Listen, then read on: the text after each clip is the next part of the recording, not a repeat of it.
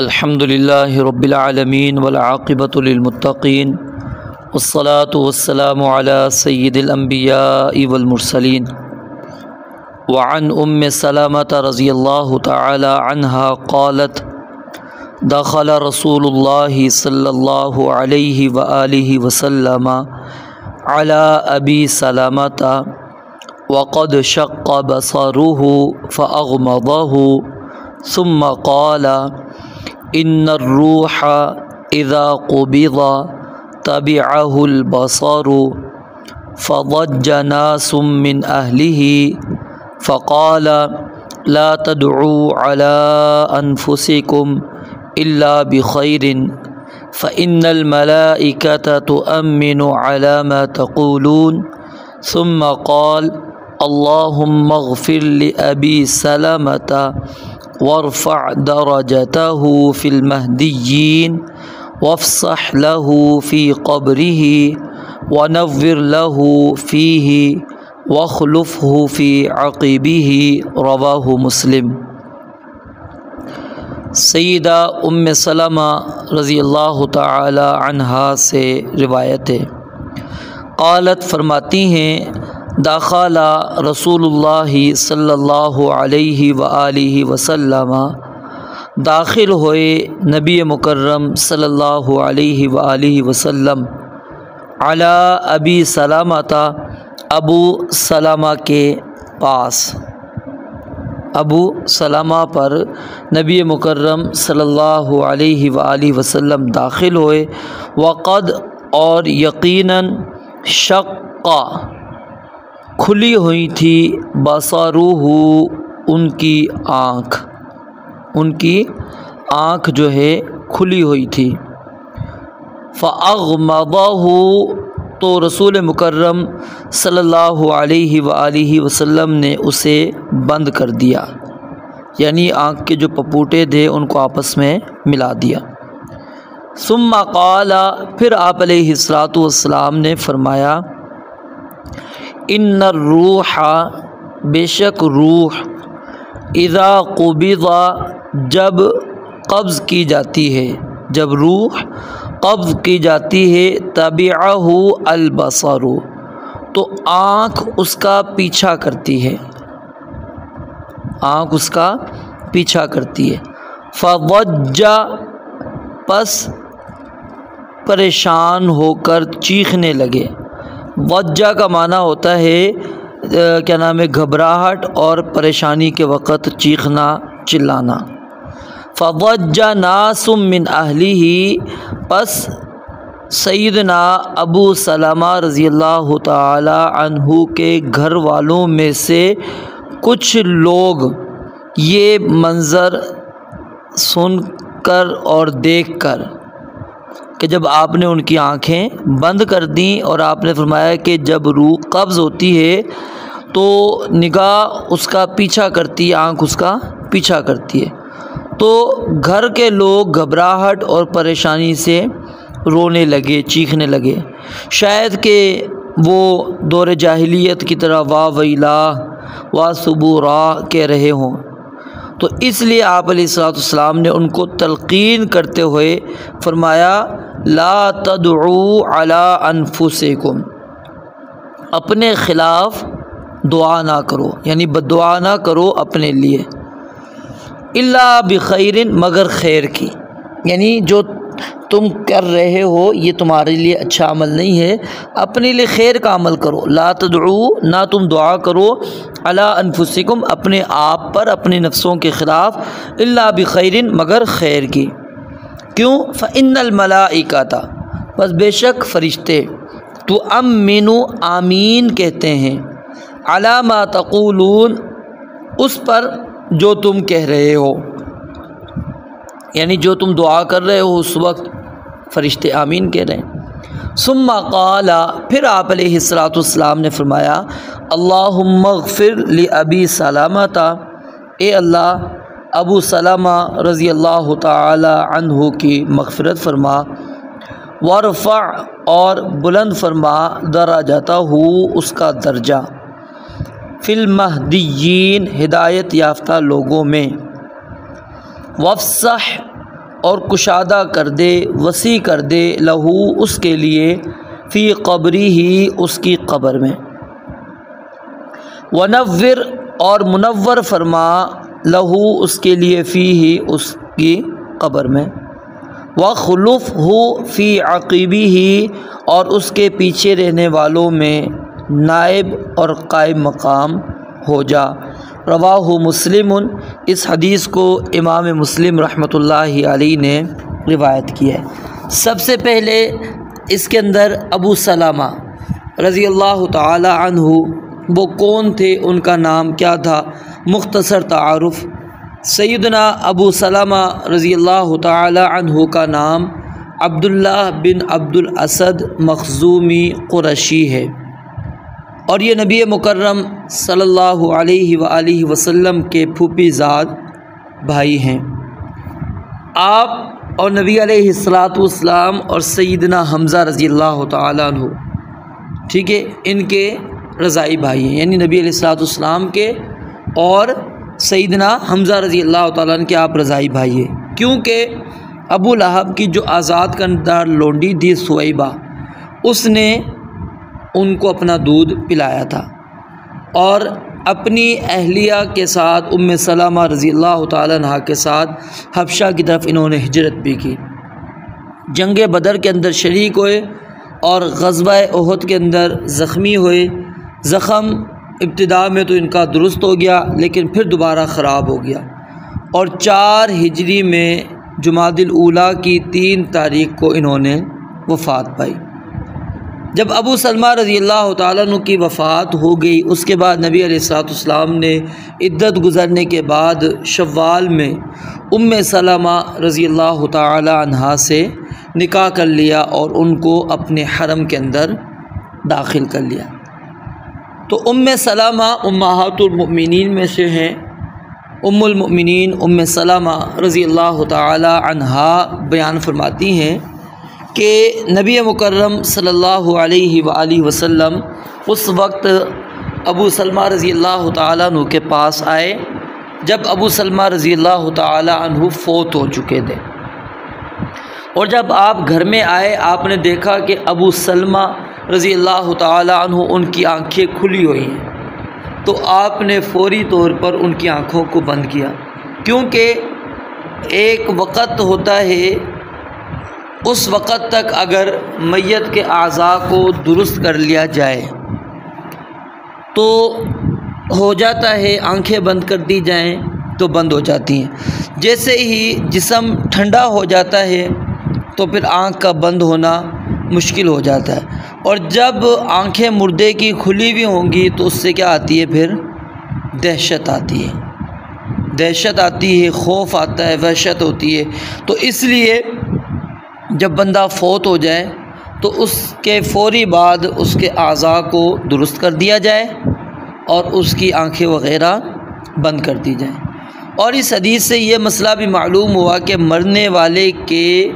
اہل و عیال میں سے، اس کے اعزاء اقرباء میں سے کوئی نہ کوئی اس کے پاس ہونا چاہیے، تاکہ مرنے سے پہلے اگر وہ کوئی نصیحت کرنا چاہتا ہے تو وہ نصیحت کر دے، کوئی بات کرنا چاہتا ہے تو بات کر دے، کوئی وصیت کرنا چاہتا ہے وصیت کر دے، کوئی گواہ بنانا چاہتا ہے کسی بات کے اوپر تو گواہ بن جائے۔ اور اسی طرح اس حدیث مبارکہ سے یہ بات بھی ثابت ہوئی کہ مرنے والے کی روح جب جسم سے نکل جاتی ہے تو عموماً اس کی آنکھیں کیا ہوتی ہیں، کھلی کی کھلی رہ جاتی ہیں۔ کیوں؟ ان الروح اذا قبض تبعہ البصر، کہ جب روح قبض کی جا رہی ہوتی ہے تو نگاہ اس کا کیا کرتی ہے، پیچھا کرتی ہے۔ تو اس وقت پھر نگاہ جب پیچھا کر رہی ہوتی ہے اسی وقت اس کی روح نکل جاتی ہے۔ اب آنکھ بند تو نہیں ہو سکتی نا روح نکلنے کے بعد، تو ظاہر ہے اب ہم نے اس کی آنکھوں کو کیا کرنا ہے، بند کرنا ہے۔ اور اس حدیث مبارکہ سے یہ مسئلہ بھی ثابت ہوتا ہے کہ نبی علیہ السلام اپنے اصحاب کا خیال بھی رکھا کرتے تھے، جبھی تو آپ ابو سلمہ رضی اللہ تعالیٰ عنہ کے پاس آئے۔ اور پھر نبی علیہ السلام بر وقت تلقین کرتے تھے، بر وقت تذکیر کیا کرتے تھے، بر وقت نصیحت کیا کرتے تھے۔ جب آپ نے ان کی آنکھیں بند کر دی ابو سلمہ رضی اللہ تعالیٰ عنہ کی، تو گھر والوں کو اب یقین ہو گیا کہ ابو سلمہ جو ہیں وفات پا چکے ہیں۔ تو گھر والوں میں سے کچھ لوگ جو ہیں وہ چیخ و پکار انہوں نے کرنا شروع کر دی، رونے لگے۔ آپ علیہ السلام نے ان کو کہا کہ لا تدعوا علی انفسکم، اپنے آپ پر بد دعا نہ کرو۔ مطلب کیا ہے کہ بندہ اس وقت ناشکری والے کلمات کہتا ہے، جاہلیت والے کلمات کہہ رہا ہوتا ہے، تو فرمایا کہ جو بھی تم اپنی زبان سے نکالو گے فرشتے اس کے اوپر آمین کہیں گے۔ اگر تم کہو کہ اللہ نے ہمارے اوپر ظلم کیا، زیادتی کی، تو یہ بڑی بری بات ہے جو آپ اپنے خلاف بد دعا کر رہے ہیں۔ اگر آپ میت کے لیے دعائیں کرتے ہیں تو فرشتے آمین کہہ رہے ہیں، میت کو فائدہ ہو رہا ہے۔ تو فرمایا لا تدعوا علی انفسکم الا بخیر، یہاں سے یہ مسئلہ بھی ثابت ہوا کہ انسان اپنے آپ کو بد دعا نہ دے، اپنے آپ کو کبھی بھی انسان بد دعا نہ دے، وہ چاہے کسی بھی کیفیت کے اندر ہو۔ ہم کیا ہوتے ہیں، تھوڑی سی ہمیں تکلیف ہوتی ہے ہم اپنے آپ کو بد دعائیں دینا شروع کر دیتے ہیں، تو یہ عمل انتہائی غلط ہے، اپنے آپ کو بد دعائیں نہیں دینی چاہیے۔ فرمایا لا تدعوا علی انفسکم الا بخیر، اپنے آپ میں اپنے بارے میں اگر کوئی دعا کرنی ہے تو وہ خیر کی کرنی ہے۔ تو یہاں انفس اپنے لیے بھی ہے اور اپنے مسلمان بھائیوں کے لیے بھی، اس کو بھی اللہ تعالیٰ نے انفس کا لفظ استعمال کیا کیونکہ وہ تمہارے بھائی ہیں، وہ تمہاری ایک جان ہے۔ والمؤمنون والمؤمنات بعضهم اولیاء بعض، ٹھیک ہے، ایک دوسرے کا حصہ اللہ تعالیٰ نے فرمایا۔ المؤمن کالمؤمن، المؤمن للمؤمن کالبنیان، مومن مومن کے لیے ایک عمارت کی طرح، یشد بعضہ بعضا کمثل الجسد الواحد، ایک جسم کی مانند آپ نے ان کو قرار دیا۔ فرمایا فإن الملائکۃ تؤمن علی ما تقولون، جو بھی تم کہہ رہے ہو فرشتے اس کے اوپر کیا کہہ رہے ہیں، آمین۔ اور اس حدیث سے یہ مسئلہ بھی ثابت ہوا کہ میت کے لیے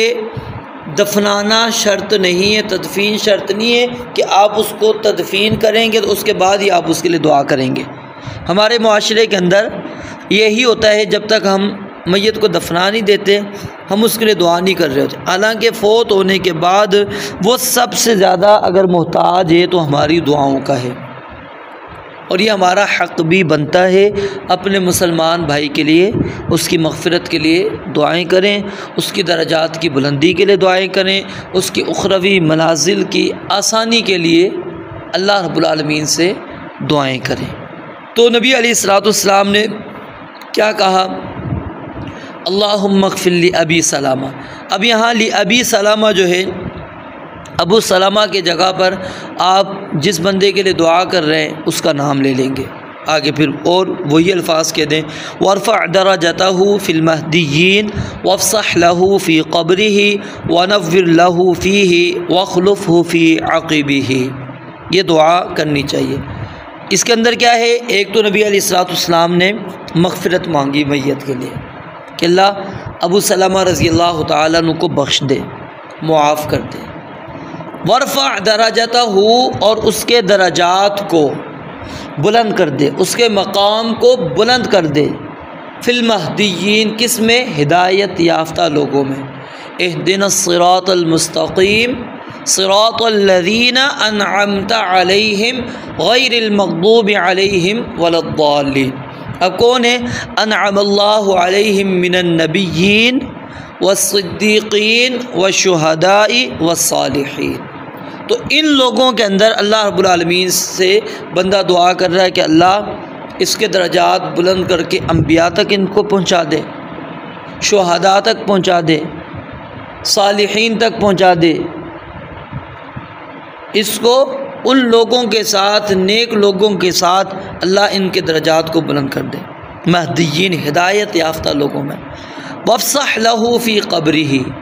کیونکہ اب قبر کی سختی کے اندر اس نے جانا ہے،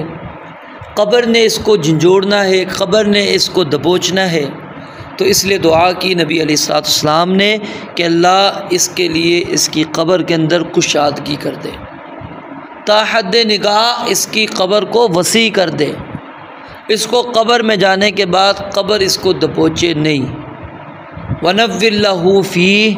اور قبر کے اندر قبر اس کی منور فرما، روشن فرما دے۔ وخلفہ فی عقبہ، اور جو اس کے ورثاء ہیں اس کے اندر اللہ تو ان کا نائب اور قائم مقام ہو جا، یعنی اب ان کی ضروریات کو تو پورا کرنے والا ہے،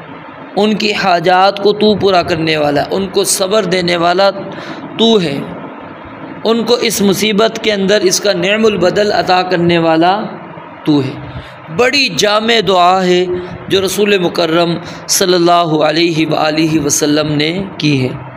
لیکن آج افسوس ہے کہ میری اور آپ کی توجہ اس جانب انتہائی کم ہوتی ہے۔ ہم میت کے لیے ان کلمات کے ساتھ دعا نہیں کرتے۔ یہ ہمیں دعا یاد کرنی چاہیے، چھوٹی سی دعا ہے، اللہم اغفر لی ابی سلمۃ، ابو سلمہ کی جگہ پر میں نے آپ کو بتایا نام لگا دیں گے، وارفع درجتہ فی المہدیین وافصح لہ فی قبرہ ونور لہ فیہ واخلفہ فی عقبہ۔ انتہائی مختصر لیکن معنی اور مفہوم کے اعتبار سے انتہائی جامع ہے، انتہائی جامع ہے۔ اور اس حدیث سے یہ مسئلہ بھی ثابت ہوا کہ مرنے والے کے لیے نماز جنازہ سے پہلے مغفرت اور بخشش کی دعا، جیسا کہ میں نے آپ کو بتایا، کی جا سکتی ہے، لیکن ہاتھ اٹھانا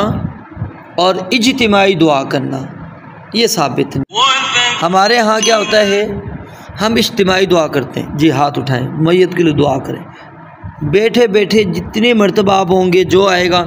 جی دعا کریں، جی دعا کریں۔ یہ جو بار بار ہاتھ اٹھا کر دعا کرنا، اجتماعی دعا کرنا، اس کا ثبوت اس موقع پر ہمیں نہیں ملتا، تو ہمیں نبی علیہ السلام کے طریقہ مبارک کو ہی اپنے سامنے رکھنا چاہیے، جو نبی علیہ السلام نے طریقہ اختیار کیا۔ آپ نے دعائیہ کلمات کہے لیکن آپ نے ہاتھ نہیں اٹھائے، آپ نے دعا کی لیکن صحابہ کو نہیں کہا کہ اجتماعی طور پر دعا کریں۔ تو ہمیں اس جانب توجہ کرنی چاہیے، اور پھر معاشرے کے اندر آپ بھی اچھی طرح جانتے ہیں، میں بھی جانتا ہوں، آپ نے بھی دیکھا، میں نے بھی دیکھا، ہم دعا کیا کرتے ہیں وہ ہم بھی جانتے ہیں۔ ہم میت کے لیے کیا دعا کرتے ہیں، آپ اخلاص کے ساتھ ایک دفعہ کر لیں گے، 2 دفعہ، بار بار جب آپ بار بار ہاتھ اٹھائیں گے کیسے کریں گے؟ خود اپنی آنکھوں سے میں نے دیکھا یہ منظر، ایک بزرگ تھے، ان کی بیوی فوت ہو گئیں، انتہائی بزرگ تھے، اب لوگ آتے ہیں ان کو کہتے ہیں دعا کرو، اب وہ ہاتھ اپنی ٹانگوں کے پاس ہی انہوں نے رکھے ہوئے، وہیں سے نیچے کر دیتے، اوپر بھی اٹھانے کی اب ان کے پاس ہاتھ میں سکت اور طاقت نہیں رہی۔ تو یہ ایک قسم کی پریشانی میں مبتلا کرنا ہے، تکلیف کے اندر مبتلا کرنا ہے۔ آپ زبانی ان کو دعائیں دے دیں، میت کو، اس کے اہل خانہ کو زبانی دعائیں دے دیں، آگے مزید آپ پڑھیں گے انشاءاللہ۔ رب العالمین سے دعا ہے اللہ تعالی ہمیں حدیث مبارکہ سمجھنے اور اس کے مطابق عمل کرنے کی توفیق عطا فرمائے۔ وآخر دعوانا ان الحمد للہ رب العالمین۔